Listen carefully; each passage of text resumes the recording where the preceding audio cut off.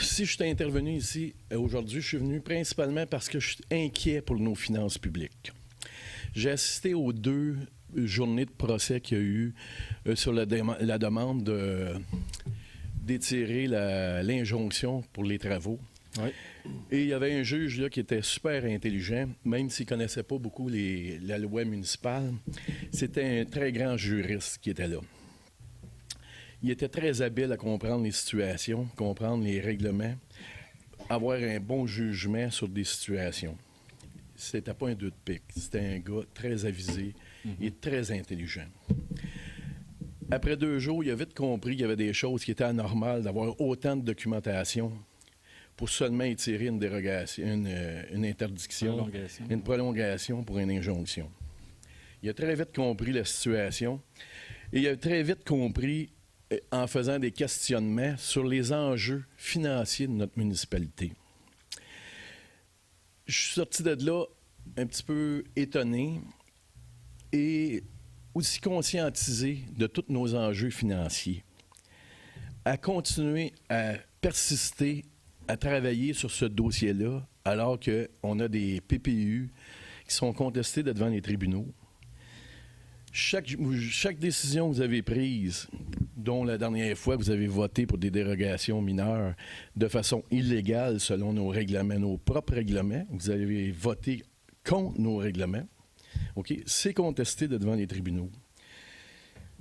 Je pense que pour les finances publiques, à chaque fois que vous allez pousser ce dossier-là, il y a des procès qui se rajoutent, donc des frais juridiques pour la ville. Oui. C'est pas prévu dans nos budgets, ça. Ben non. OK? Et on ne sait pas le dénouement du PPU, mais il y a beaucoup de jurisprudence qui ont été mis sur la table et ça serait très prudent d'attendre que le PPU, que la décision des tribunaux intervienne favorable ou défavorablement, en faveur de la ville ou contre la ville. Et ce serait même sage pour protéger tous les gens qui sont impliqués là-dedans, autant Audacité, autant les 2 commerces et les 3 commerces, en fait, qui ont soulevé des problématiques juridiques, d'ordre juridique, et ils ont raison de le faire.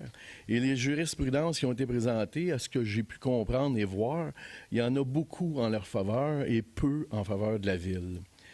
Donc, à toutes les fois que vous allez continuer à pousser ce projet-là, ça implique que vous allez mettre sous notre charge aux citoyens davantage de procédures juridiques.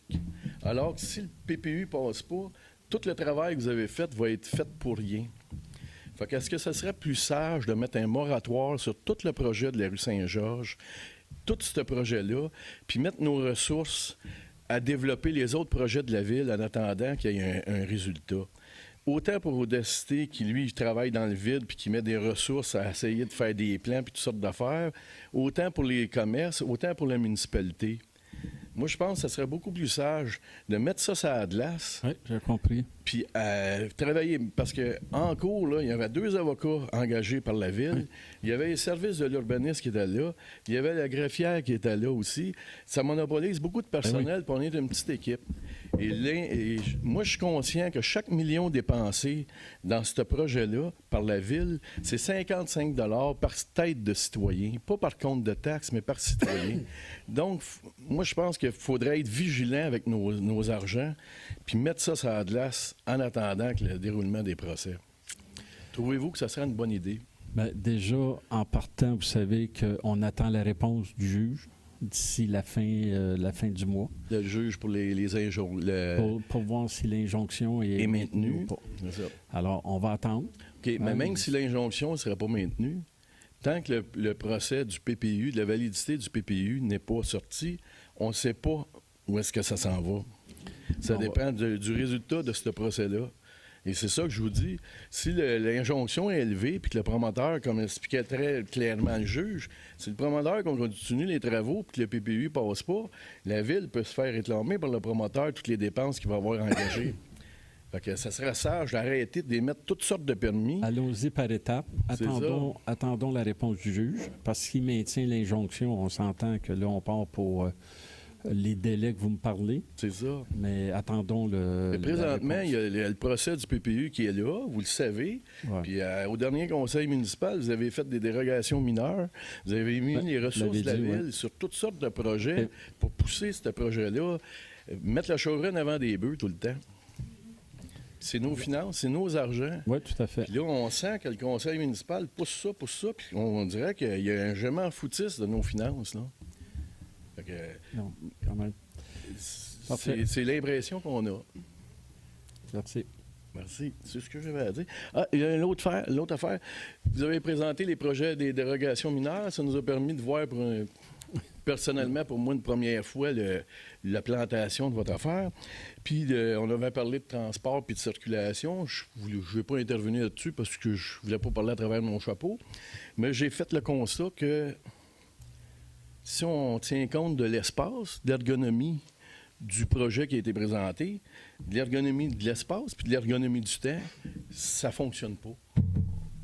Fait que si vous faites une simulation en temps puis en espace, vous allez vite vous rendre compte que ça ne marche pas, votre affaire. Je suis intervenu sur la rue Provencher. Vous avez évité de faire la gaffe de faire une rue étroite. Je suis intervenu sur la rue Blain, qui était ma rue, de façon rigoureuse pour vous empêcher de faire la gaffe pour ne pas bloquer la route 116. Je ne vous définirai pas, je ne ferai pas le détail de tout ça. Je vais juste vous informer que votre projet ne fonctionne pas au niveau du transport. Vous devez refaire vos devoirs comme il faut, autant dans l'intérêt de Pépin, de futurs locataires, parce que les camions ne passeront pas. Là. Merci. Je vous laisse faire vos devoirs. Une autre question, un autre sujet. Le camping qui a été fermé, là, Ouais. pour le IGA, pouvez-vous me rappeler la raison pourquoi que l'IGA ne pourrait pas aller là? Bien, je vais laisser M. Hull parce que, vous savez, on a convenu ici que tout ce qui touchait le IGA, je prenais un recul et c'est M. Hull qui est le vice-président au CCU qui parle. Mais vous dites, je parle trop du IGA, puis là, je parle pas, puis vous dites, je devrais. Oui, parlez celui qui veut, moi, je veux savoir une réponse. M. Hull. C'est pas compliqué. Ce qui avait été établi, c'est le promoteur qui avait fait ses études à l'époque, puis il avait été plus rentable de faire le IGA sur la rue Saint-Georges que de le faire à cet endroit-là. De un. De deux, il est dans l'optique d'avoir du développement durable, il est plus logique de faire une épicerie qui même si c'est une grande surface, qui est considérée comme un commerce de proximité, dans un endroit où il y a plus de personnes que dans une extrémité de la ville. Donc, c'est une autre des raisons. C'est pas une extrémité, le camping, quand même, là.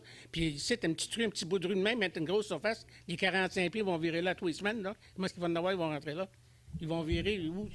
Et dans le stationnement je veux pas réouvrir le débat, là, Non, mais monsieur, mais, ce micro-là, là, il est ça pour que je m'exprime, moi, là. oui, je mais je m'exprime, moi. Je rouvre pas un débat, je pose des questions intelligentes, là, puis je voudrais avoir une réponse intelligente. Là, monsieur, il y a un gros terrain, là. Non, moi, je ne réponds terrain. plus à vos questions, monsieur. Je me fais pas traiter de cette façon-là. Je vous ai traité vraiment, je vais avoir une réponse intelligente. Regardez. J'ai dit, c'est insultant, ça? Non, Vous avez monsieur, la peau regardez sensible, bien. monsieur. Regardez bien. Il faut comprendre que cette cause-là est en cours actuellement. Je comprends, puis les citoyens ne peuvent pas même parler, c'est pas C'est poursuivre aussi. extrêmement délicat de parler de ce dossier-là. Moi, je pense, attendez, là, on devrait avoir le jugement d'ici la fin du mois. Et là, on verra la suite de ce dossier-là. Je ne veux pas attendre que ce soit fini avant que ce soit fini. Non, là, mais c'est ça. vos questions posées, là, ça a été posé 2000 fois. Je comprends, mais monsieur, je suis un niveau citoyen. Moi, puis j'en parfait. regarde ce qui se passe, là, ici à Saint-Hilaire, là. Regardez. Puis je commence à me poser des sérieuses questions, des petites chicanes. J'en regarde tout ça, là. C'est Non, aberrant, là. Comme toutes les autres villes dans le journal, on voit ça, là. Je me demande s'ils n'auraient pas réservé aux villes le même sort qu'aux commissions scolaires. Mettre un gérant, that's it. Peut-être ça aurait réglé le maudit problème. Parce que ça Alors, n'arrête pas, ça. C'est une vraie farce, ça, ici, là. Merci bien. Merci. Une autre chose qui m'inquiète énormément dans ces édifices-là, c'est que va-t-il y avoir? Aux dernières nouvelles, il y avait un dentiste, il y avait... De confirmer, là, présentement, ce qu'il y a, il y a un nettoyeur, un dentiste, c'est tout. c'est tout, hein. Ouais, parce que, justement, les autres locataires, il y a eu des sessions de bail, Ouais. donc... Il y a eu beaucoup de locataires de lancer, puis ça, pour des raisons X que je connais pas, là, les gens se sont retirés. Ce qui est dommage, c'est qu'il y a beaucoup d'argent, d'efforts qui Eh ont oui. été mis à construire quelque chose pour me faire dire par écrit de votre part que c'était voué à l'échec ou presque, ou je paraphrase pas parce que je me souviens pas de la teneur de nos correspondances, mais que de toute façon, il n'y avait pas quelque chose comme il n'y avait pas la population requise pour faire vivre des commerces. Certains commerces, hein. Mais chose certaine, il y a des petits commerces qui ont leur place, là. Puis je ne sais pas pourquoi, il y a beaucoup de difficultés d'aller en chercher. Mais je pense que ça passe avant tout par un bâtiment construit, terminé, parce que nous, pendant ce temps-là, ils nous retardent sur la place publique qu'on veut faire. Mais il faut que le bâtiment soit terminé. Alors, présentement, c'est une butte. J'ai l'impression qu'un coup, tout va être terminé, la place publique installée, tout ça, les gens vont être beaucoup plus intéressés à aller s'installer là. Parce qu'on a la population, on a le quartier. On a le quartier. Contrairement à d'autres développements où est-ce qu'on va créer l'aménagement pour avoir la population, pour créer l'achalandage. Donc, parfait. Regardez, j'ai aussi hâte que vous qu'on n'en parle plus de ce dossier-là. Mais au mois de...